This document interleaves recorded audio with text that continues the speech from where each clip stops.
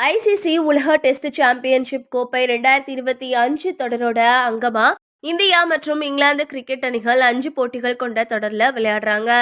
அதுல ஹைதராபாத் நகர்ல நடந்த முதல் போட்டியில 28 ரன்கள் வித்தியாசத்துல இந்தியாவை தோற்கடிச்ச இங்கிலாந்து ஆரம்பத்திலேயே முன்னிலை பெற்றாங்க.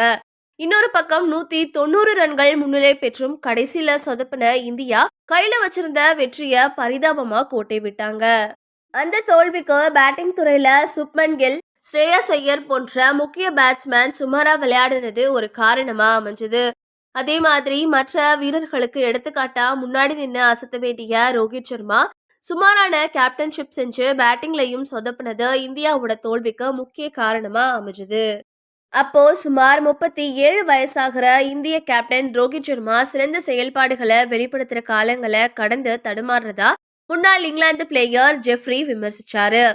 குறிப்பா கடந்த 4 வருஷங்கள்ல சொந்த மண்ணில் வெறும் 2 டெஸ்ட் சதங்கள் மட்டுமே அடிச்சிருக்க ரோஹித் சர்மா பெரிய ரன்களை அடிக்க மாட்டார் அப்படின்னு அவர் சொல்லியிருந்தாரு.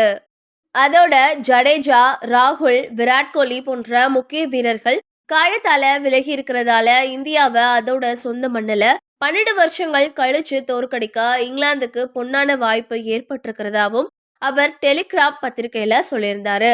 அதுக்கு வழக்கம் போல இந்திய ரசிகர்கள் அவருக்கு கடுமையான எதிர்ப்பு தெரிவிச்சாங்க. அதுல ஒரு ரசிகர் ட்விட்டர்ல, சார், நான் 2வது டெஸ்ட் போட்டியில என்னோட ஹிட்மேன் பெரிய சதம் அடிச்சு தனி ஒருத்தரா இங்கிலாந்து பவுலர்ஸை நொறுக்குவார்னு கணிக்கிறேன். என்ன வயசாகி இருந்தாலும் தற்போதும் அவர் பவுலர்ஸோட கெரியரை முடிக்கிற அளவுக்கு அதிரடியா விளையாடுற திறமையை கொண்டிருக்காரு அப்படின்னு ஜெஃப்ரிக்கு பதிலடி கொடுத்தாரு. அதுக்கு காலம் கடந்த ரோஹித் சர்மாவுக்கு முட்டு கொடுக்க வேணாம் அப்படின்ற வகையில மறுபடியும் அவர் ட்விட்டர்ல அந்த இந்திய ரசிகர்களுக்கு என்ன பதிலடி கொடுத்திருக்காரு அப்படின்னா, ரோஹித் சர்மாவோட ஆதரவாளர்கள் அவர் ஒரு சூப்பர் பேட்ஸ்மேன், இன்னும் தரமானவர் அப்படின்னு சொல்லி ஆதரவை கொடுக்கறத நிறுத்தணும். பொதுவா யாருமே 36 வயசுக்கு பின்னாடி சிறப்பா முன்னேற மாட்டாங்க.